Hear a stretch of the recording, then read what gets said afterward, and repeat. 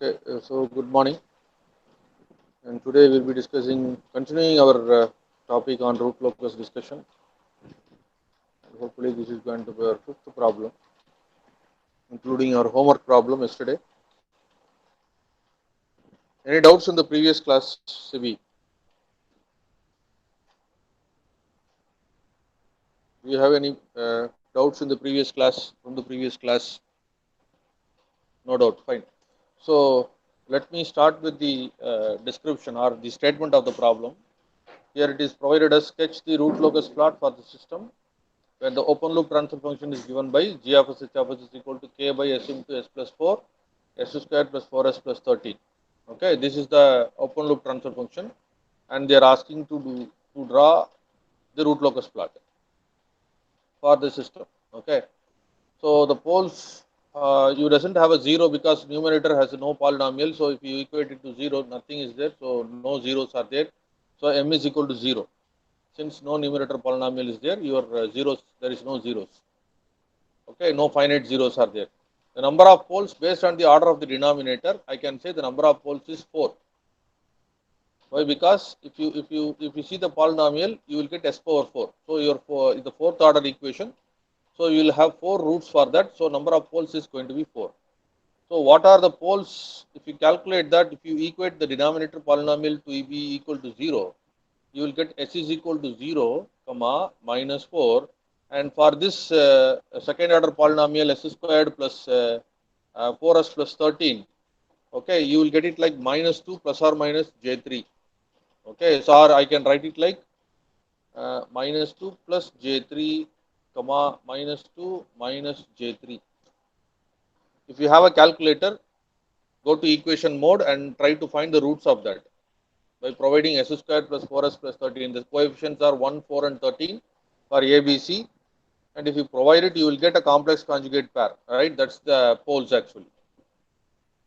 So my first step in the root locus plot is roughly I have to plot my root locus.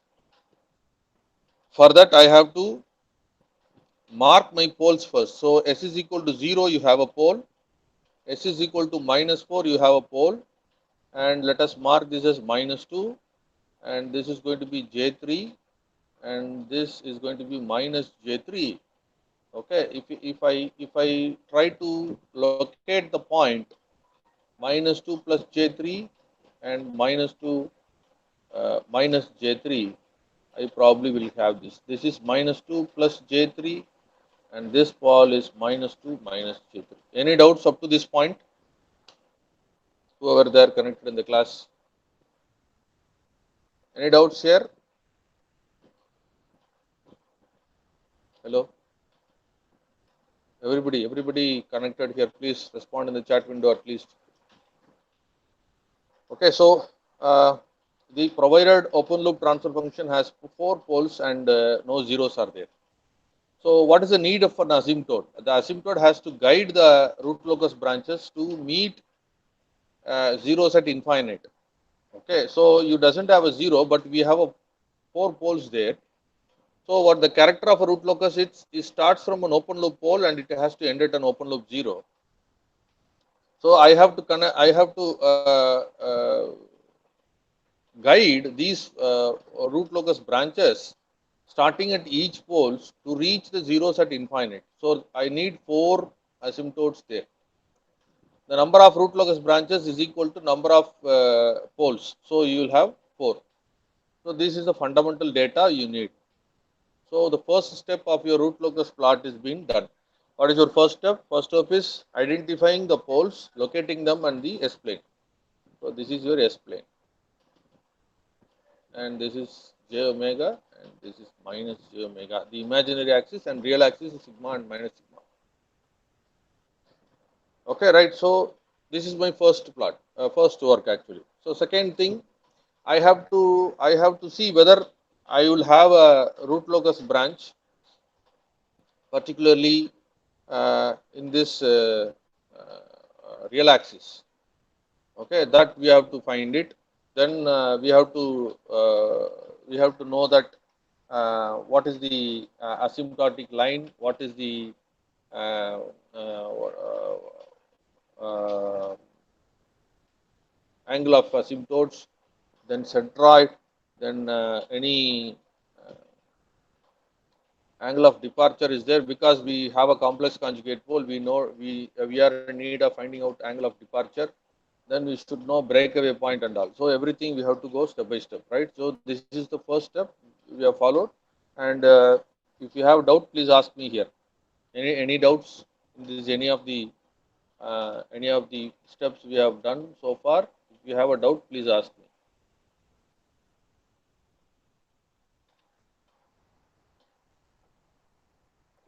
Parallelly, you should have a note so that you can take that as a material. Also, you can note down whatever I am saying. So let me go to the next step. The next step is finding out the angle of asymptotes. And before that, if you want to know where your root locus branches lies, then you can take as usual a test point. Let us say you take a test point as -3. Okay, -3 to the right side of -3. What happens? If you say this is -3 point, the highlighter point, maybe a strong highlighter can help you identify that. Let me take this one, right? So let us say this is minus 0.3, sorry, minus 3. To the right side, you have only one pole at the real axis. So possibly there is a possibility of having a root locus branch passing through that point -3 there. So in this, in between 0 and -4, there is a possibility of having a root locus branch passing through. Okay, so okay, beyond -4, if you see that in the real axis you have two poles there, so it is an even number, you will not have that.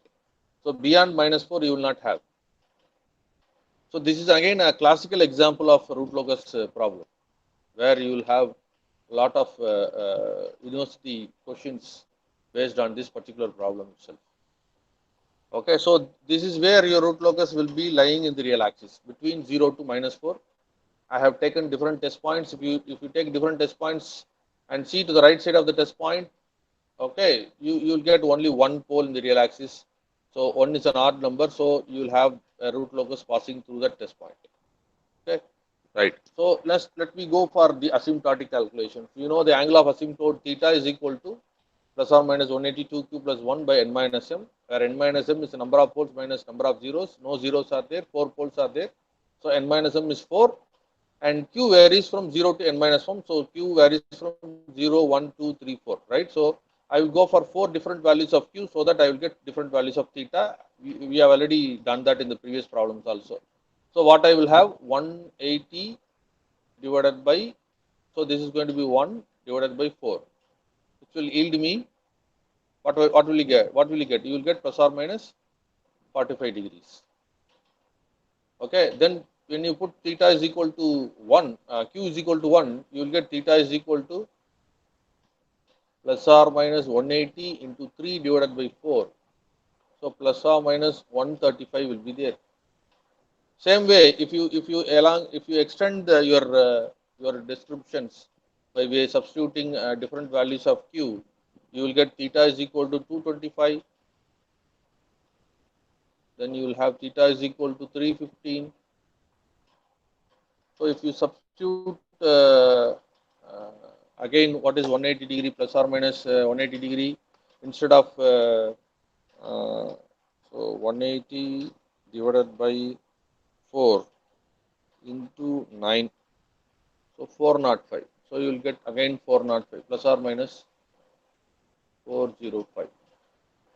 So if you see that every angle here available are the replica of plus or minus 45.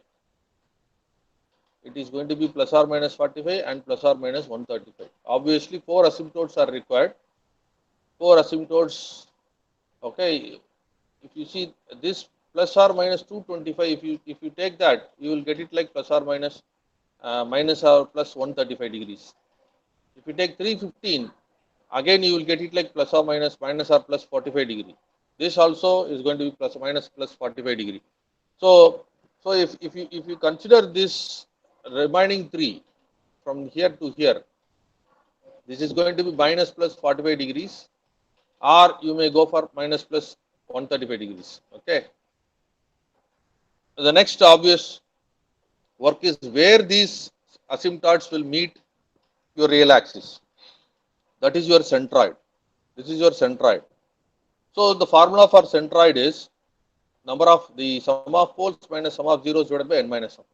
You know what are the poles? The poles are 0, minus 4, minus 2, minus 3, minus 2, minus 0, minus 1. Is it okay? So this plus J3 and minus J3 gets cancelled. You will get it like minus 4, minus 2, minus 2. So minus 8 divided by 4, which will give you minus 2. So your centroid sigma A is minus 2. So this is your centroid, and from that you have to take 45 degree minus 45 degree,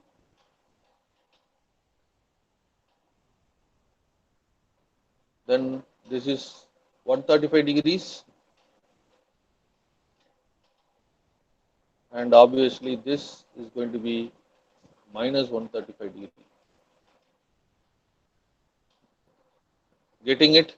Any doubts here? Any doubts here? Even I can uh, zoom that and I can show you.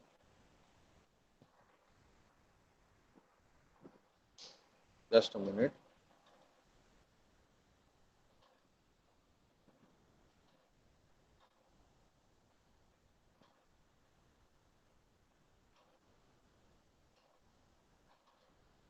Is that visible clearly?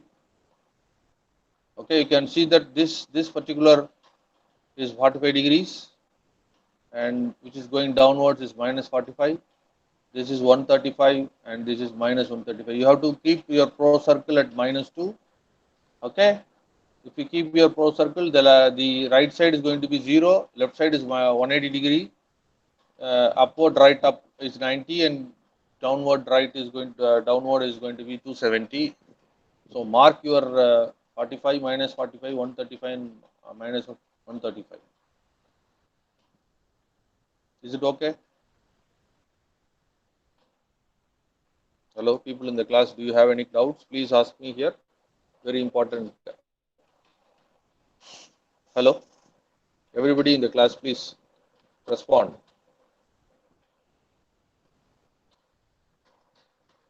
Okay, no doubt. Right. So let me check that.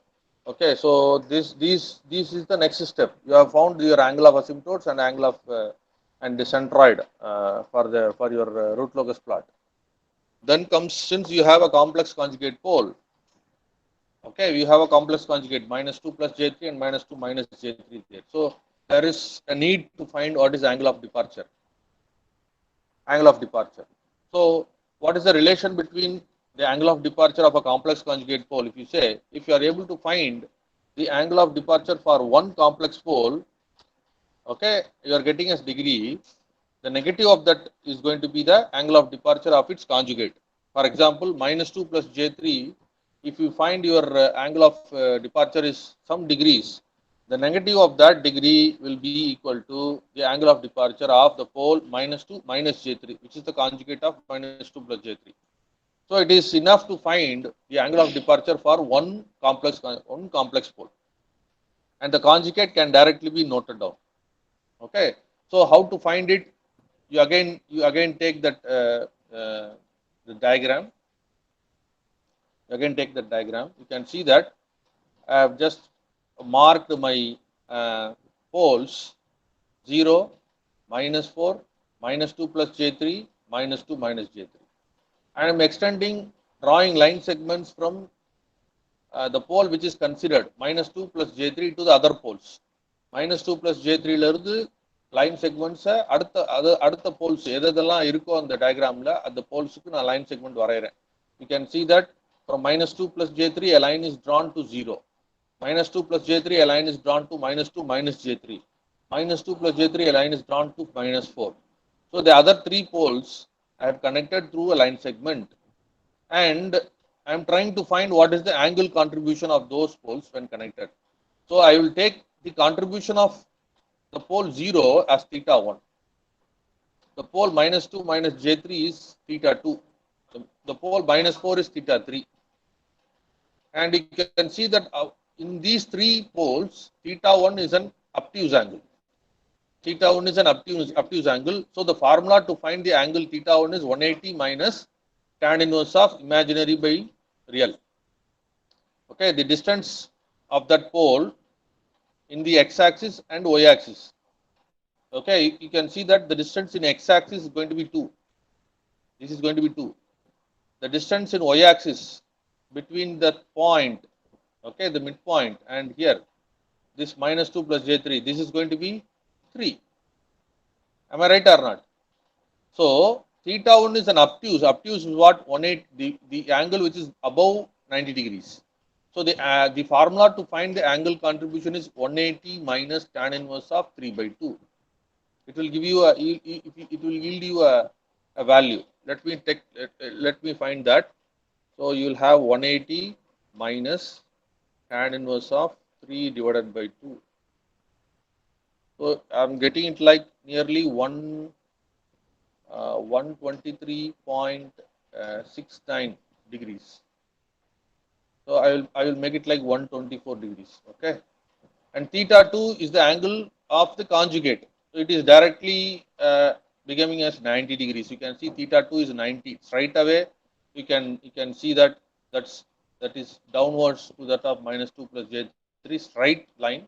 So, 90 degrees there. What about theta 3? Theta 3 is again, it is an acute angle which is less than 90. So, the formula is going to be tan inverse of 3 by 2. So, what is the difference in the real axis? It is 2. Okay, y axis it is going to be 3. So, tan inverse of 3 by 2. So, what is tan inverse of 3 by 2?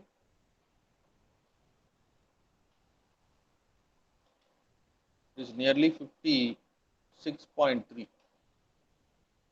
Okay, 56.3 degrees. If you add all these 56.3 plus 123.69 plus 90, you get it like 180 minus 269.99, which is equal to 270, which is equal to 270 degrees. So 180 minus 270, which is equal to minus 90 degrees. Any doubts? Any doubts, please? The angle of departure for the pole minus 2 plus J3 is being obtained as 180 minus theta 1 plus theta 2 plus theta 3. And theta 1, theta 2, theta 3 as found. Okay, if you add them, you get minus 270. And if you put 180 minus 270, you will get minus 90 degrees. So, the angle of departure for minus 2 plus J3 is equal to minus 90 degree. So, what will be the angle of departure for minus 2 minus J3? It is minus of this 5 minus 2 plus J3, which is equal to minus of minus 90, which is equal to 90 degrees. Okay. So, keep that pro circle at the considered pole. Try to draw the angle of departure. Mark the point. Write down that. Okay. Any doubts? Any doubts in this particular part? Hello. So, what's our next step? Since we have found the angle of departure because of complex conjugate pole, then I have to find what is the breakaway point, because you are having adjacent poles. Breakaway point. So, for that I have to go for 1 plus g of s h of s is equal to 0, your characteristic equation. So, I can write the characteristic equation as 1 plus k by s into s plus 4 into s squared plus 4s plus 13 is equal to 0, which will obviously provide me s into s plus 4 into s squared plus 4s plus 13, okay, plus k is equal to 0.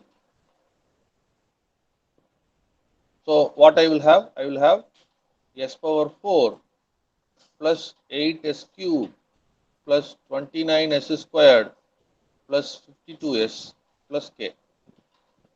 So from that I can write k is equal to minus of s power 4 plus 8s cube plus 29s squared plus 52s plus k. I mean k will not be there. So k is equal to, take that out.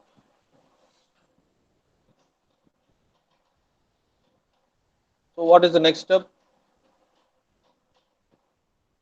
The next step I have to go for finding out what is dk by ds. What is dk by ds?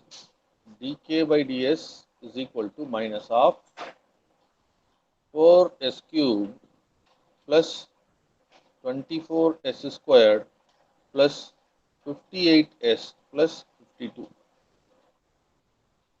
Obviously, you have to make it as 0. dk by ds is equal to 0.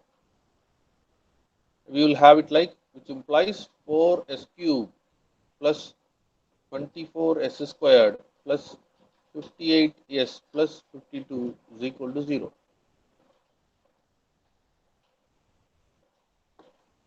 You can see that in the previous diagram, which we have taken as rough plot, you can see this minus 2 is coming as a breakaway point, because there is a possibility of meeting these root locus branches which is coming from minus 4 and 0 at minus 2. So one of the breakaway point is going to be minus 2.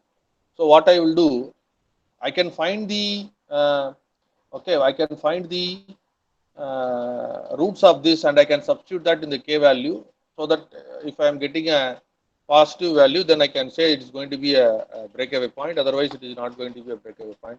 So anyway, I know that s is equal to minus 2 is a breakaway point. S is equal to minus 2 is a breakaway, because it is straight away coming down. Somehow, because it is 90 degree, the asymptote is 90 degree, so obviously not asymptote, the angle of departure is 90 degree, so the root locus branch will come directly downwards. At some point, it has to break. So s is equal to minus 2 is a breakaway point. So I can divide this to get the other things. So to make it s cube plus 24s squared plus 58s plus 52 divided by s plus 2, which will provide me 4s squared plus 16s plus 26. You can do this and can verify. Or else you can use the calculator, find the breakaway points for, because you will get 3 roots. You may find s is equal to minus 2 will also be one root. Okay. And if you take this particular polynomial, and if you find the values of that, if you equate it to 0, then you probably will get minus 2 plus or minus j 1.58, which is plus or minus, okay, j 1.58, and this is minus 2. And if you take these complex conjugate poles and substitute that in your k value, then probably you will get your value to be positive. You'll get your value to be positive. Okay. So all these values are going to be the complex breakaway points are minus 2 plus or minus j 1.58, and the real number for breakaway point is minus 2. So the breakaway points are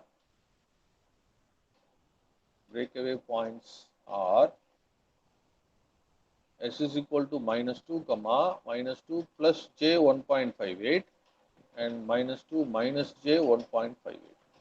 All these three are breakaway points. If you take s is equal to minus 2 and substitute in your k is equal to this equation, you will get all positive values. Okay. So all these three are breakaway points. I should know where my next work is, where the root locus branch will cross my imaginary axis. That's the next one. Any doubts in this particular slide? Any doubts in the particular slide?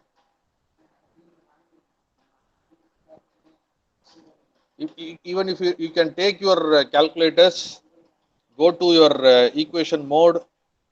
Okay, the degree is 3. If you substitute it to be 4, 24, 58 and 52, you obviously get x1 is equal to -2, then x2 is equal to -2 plus 1.58, x3 is equal to -2 minus 1.58. You probably will get it. If you work on the calculator, that then you can see that all these three will be coming out. And if you substitute all these three in your k is equal to value, okay, your polynomial will be negative. The value of the polynomial result will be negative, and probably there is already a minus sign there, so you will get it like simply a positive value. So all these three are breakaway points. Any doubts, particularly uh, in this slide? Already we know what is a breakaway point. Breakaway is nothing but the meeting point of root locus branches. Each root locus branch will start from a pole and will try to meet a zero. While traveling to meet a zero, they may meet each other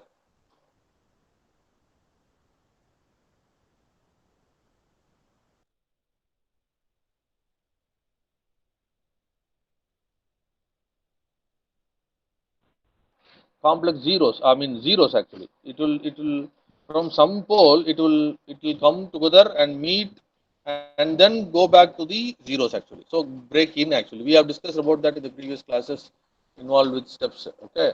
So any doubts here in this particular slide? Please respond. Only one more point step is there to complete it. Right. So no doubt. Finally. Right. So we will go to the last step. What is the last step? Finding out the intersection point or crossing point. The crossing point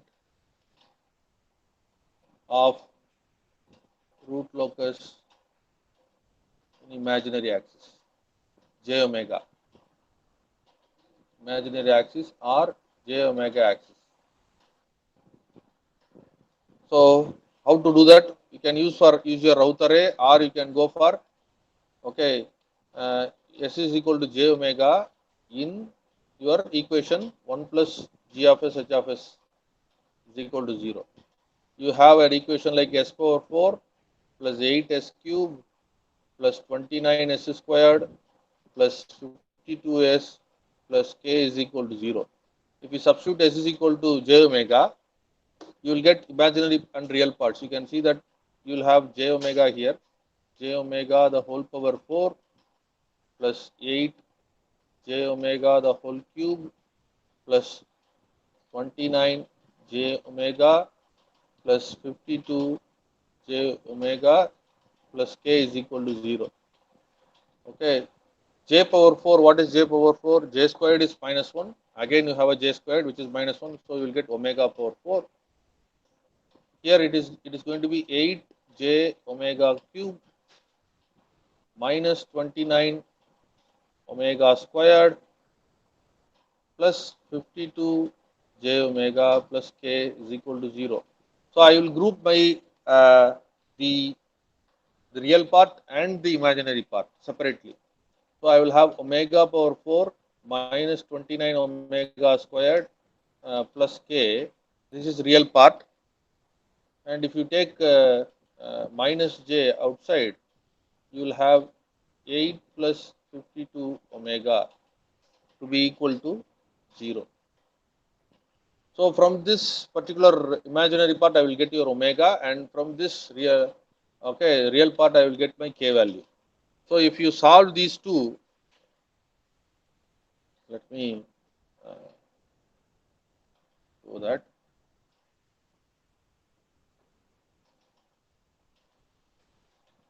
I will get this omega to be plus or minus 2.56.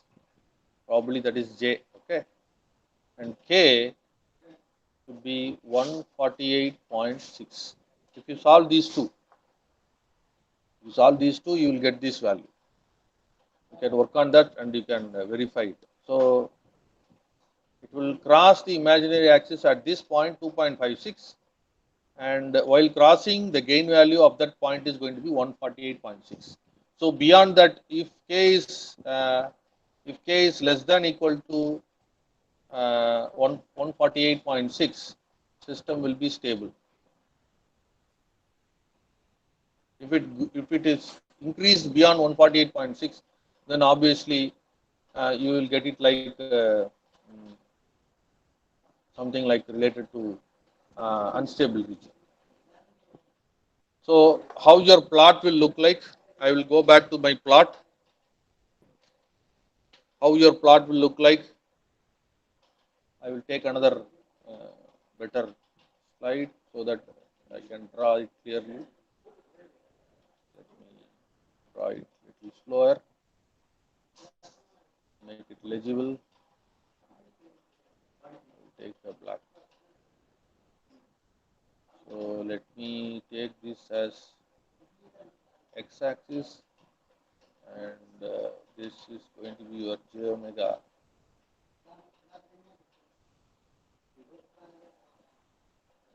minus j omega plus j omega sigma minus sigma, and mark your poles.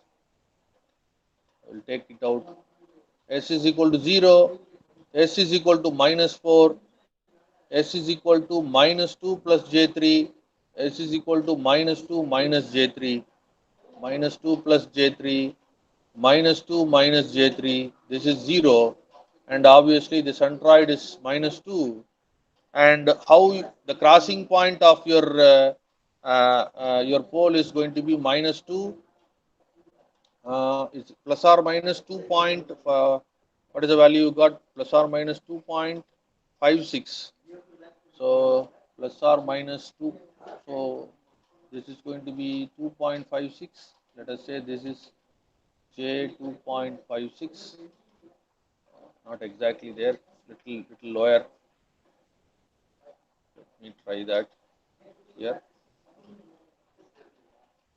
Minus, this is going to be J, let us say this is J 2.56, and here it is going to be minus J 2.56. This is the point where it crosses, and let me highlight it. Okay.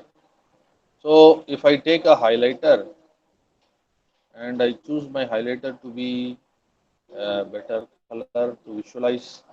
So one root locus starts from minus 4, it comes to this point, it starts from 0, another root locus starts from 0, it tries to meet, then one root locus starts here from this point, another root locus starts from here to this point. So what is my breakaway point? Minus 2. You have a breakaway point? No. What are the breakaway points? Minus 2, minus 2 plus j 1.58, minus 2 minus j 1.58. So probably it will be here, minus 2 1.58 here probably. So it will come here. Same way it will also come here. There they split actually. Before that I have to mark my asymptotes. Let me mark my asymptotes first. My asymptotes I will take a different color.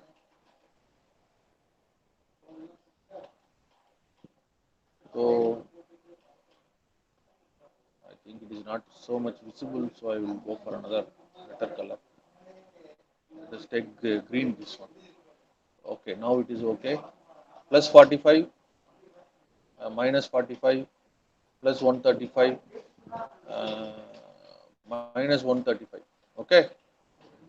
Now this is my centroid. These are the angles of asymptotes. Now you can say that I will again take my highlighter there, so it will be easy for me. So what happens here? The breakaway point lies here. After that, the root locus turns around, travels here. Probably it has to not like this. Let me correct it.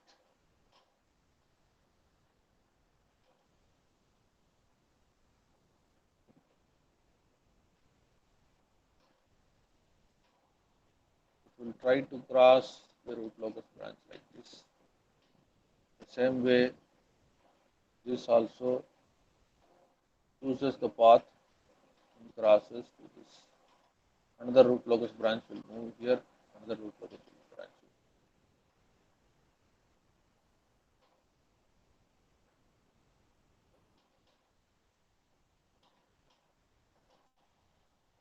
Take now black color is easy. Now you can see that this is one root locus. It, both these root locus starting from -4 and 0 meets here, breaks. One goes here, again breaks, again meets and breaks from here and here. One try to cross it, one goes this way, one goes and crosses the imaginary axis, the other goes this way. So these are the direction of root locus branches, and this is a very standard problem, a classical example of a root locus branches traveling in the noted direction. K tends to infinity, K tends to infinity, K tends to infinity, K tends to infinity. So it is traveling in the direction to meet the zeros at infinite. So this is a breakaway point. This is a breakaway point. Okay, and this is also a breakaway point. Breakaway points -2 comma -2 plus 1.58j -2 minus 1.58j, and these 2 points, okay, these 2 points are crossing points, and this is centroid. -2 is also centroid. All these are one. So this is again a root locus branch. If you trace the path of the roots while you vary your k from 0 to infinity, while you vary your k from 0 to infinite, the poles s is equal to 0, -4, and -2 plus or minus j3. Okay, what they do, they try to move according to the value of k, and if you trace the path, you will identify that this is the path taken by the roots,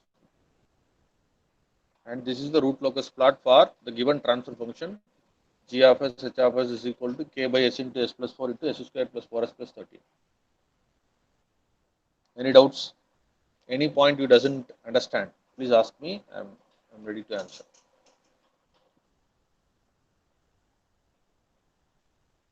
Any particular step or point you doesn't know, kindly ask me, then I will try to answer you.